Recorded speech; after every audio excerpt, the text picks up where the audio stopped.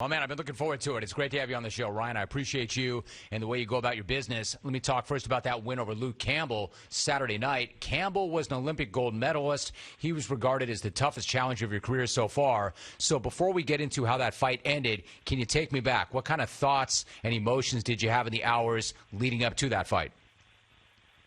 There was a lot of things that go through your mind before a fight, but specifically for a big moment in my career, there was a lot of things up and down with emotion, a lot of doubts, a lot of things trying to creep in my mind, but I fought through it, and I positioned myself to get in there calmly, and, I went out there and did my thing.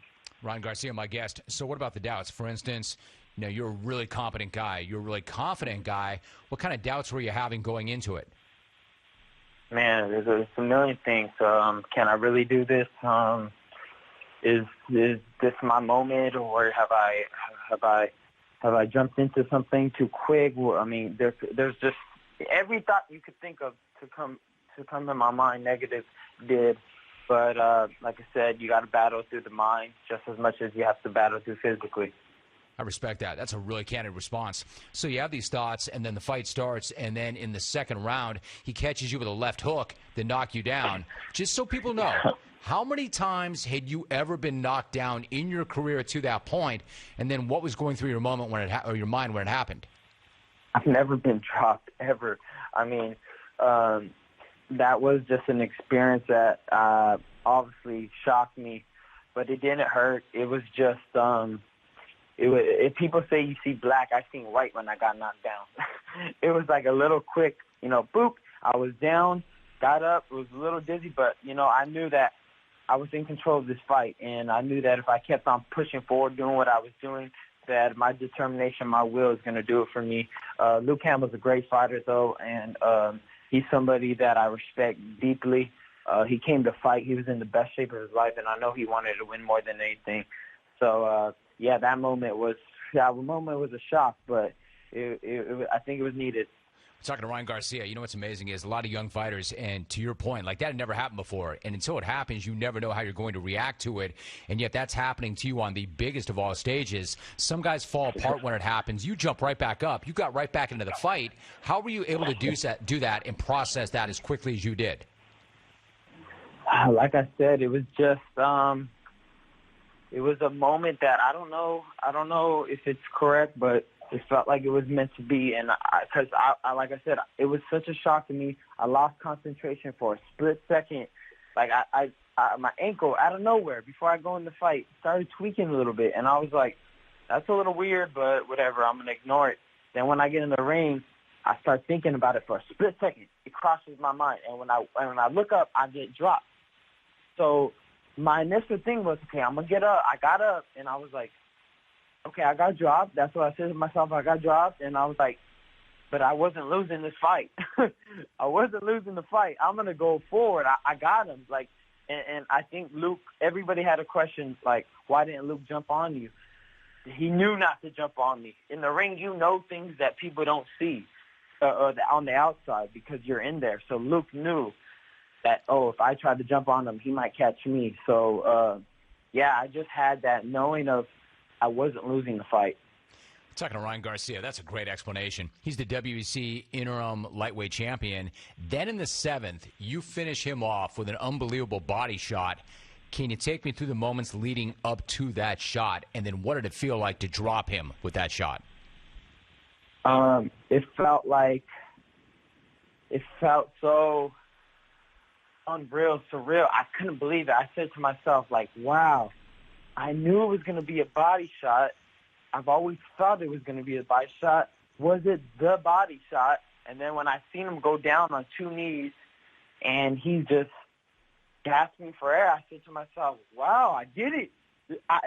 It happened. And I just went crazy with emotion. The most realest emotions I could have had in my life. It was the most truest form of emotion after that body shot that you could ever experience. That's what people seen in that celebration after I dropped them. Ryan Garcia is joining us. Ryan, this is such a good conversation, man. Don't ever change. We're not done yet, but I just want to make the point mid-conversation. It's so good that you're able to kind of you can relate these things to listeners and to fans of what it's like to be a fighter, what it's like to be a gladiator, take us through these moments. I think you made such a statement. Saturday you tweeted, quote, "You are not what they say you are who you choose to be." End of tweet. I love that mindset. Where does that approach come from, and what does that mean to you exactly? Well, my whole life, a lot of kids would look at me and tell me that, one, I don't look like a boxer. Two, I'm some type of weak guy. You know, that's the impression they would put on me. And it's just things I've seen in my life where I notice people will make you feel like there's no way you can accomplish what you want. And, you know, whether it be your mom, your teacher saying, oh, don't go for the dream of being an NBA player, that's too far out, or don't, you know, or you won't graduate, or your parents telling you you're a bum, or because you want to chase a music career. To me, it's like I've always had that feeling where they said, you can't be a boxer. Look at you. You're weak. You're this. You're that. And it was just a feeling in my heart to say, you're not what people say you are. It's who you choose to be. And I chose to be a fighter. I chose to be a champion. I chose to strengthen myself. So, you know, that's what I wanted to put out there. I like it. Ryan Garcia joining us for a few more moments. You've also made it pretty clear you want Tank Davis. You want to fight Tank Davis. Why do you want to fight him, and do you think that he wants to fight you as badly as you want to fight him? Because that's what the people want. That's what, you know, that's my story, and that's just what I feel and I know. So second round knockout, don't be surprised when I knock him out cold second round in the second minute, and that's a promise. You'll see it, and when it happens, just know that it was said long before it happened. It's on record. Hey, Ryan, before you go, from where I'm sitting, I know it's one day at a time. I know it's one fight at a time. But to me, as I'm looking at you and the way you approach this and the way you're performing, I'm thinking about maybe the next 10 years. For instance, you've got a serious following on social media. You're a hell of a fighter. You've got a lot of that it. You've got that megastar potential. Boxing's always looking for the next big star. Do you feel like you might be that guy? And what would that mean to you? That would mean a lot. It would be something that I would be honored to be, I guess, the leader of boxing one day. But I plan to only be here for till I'm 26 years old. So once I'm done with my career and things that I want to do and the fighters I want to fight, I plan on to venture out into something else. Hey, Ryan, is that the plan? Are you looking to fight maybe 4 or 5 more years and then get out? Is that your plan? Yes, that's my plan. How come? It's just in my heart. Once I do what I have to do, I plan to get out and take on a different type of battle. What do you think that'll be?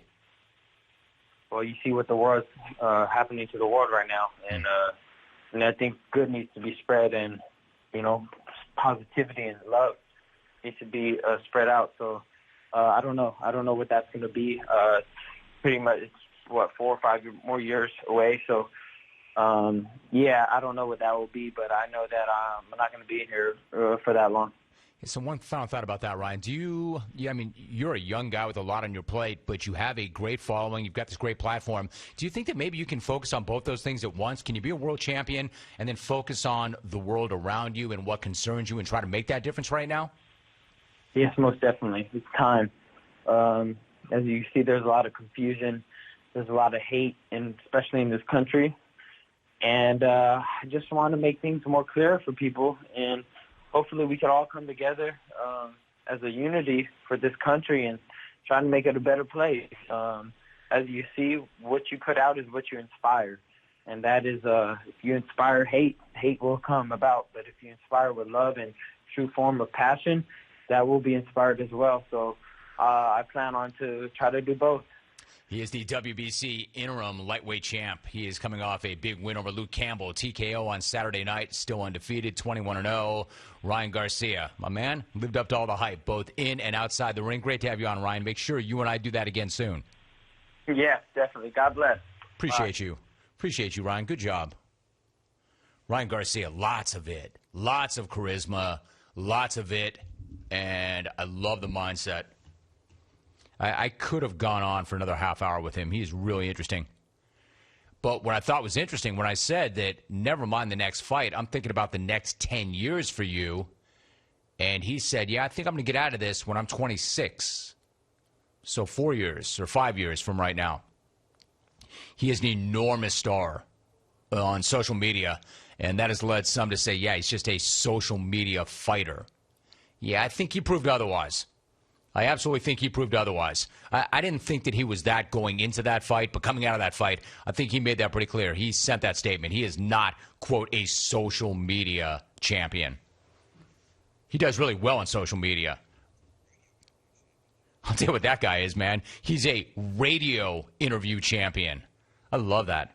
See, again, one of the reasons I grew up loving boxing, I love the sport. I mean, I absolutely loved the sport. Loved all sports, but I loved boxing growing up. But one of the things that I understood at an early age and why I love boxing so much, I understood that these guys were a very different breed. I mean, it takes such a different breed of cat to step between the ropes in the first place. And I was always fascinated by fighters. And then as I got older and I got into the business and I started to cover the sport and I spent a lot more time around the sport, I became even more fascinated. Fighters and the trainers. And even the promoters. I mean, the interviews I used to have back in the day with Don King and Bob Arum. I mean, the whole thing was just amazing.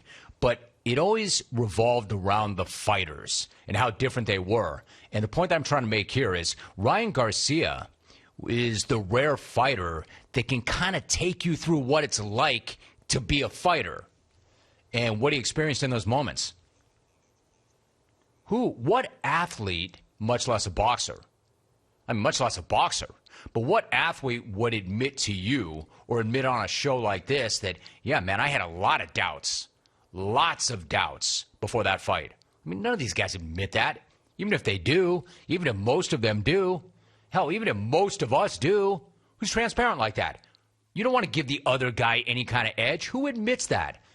And then when I said, well, like, what kind of doubts? He didn't back off that either. He said, like, do I belong here? Is it my time? Am I good enough? Am I ready for this? But then I do what you have to do. I blocked it all out.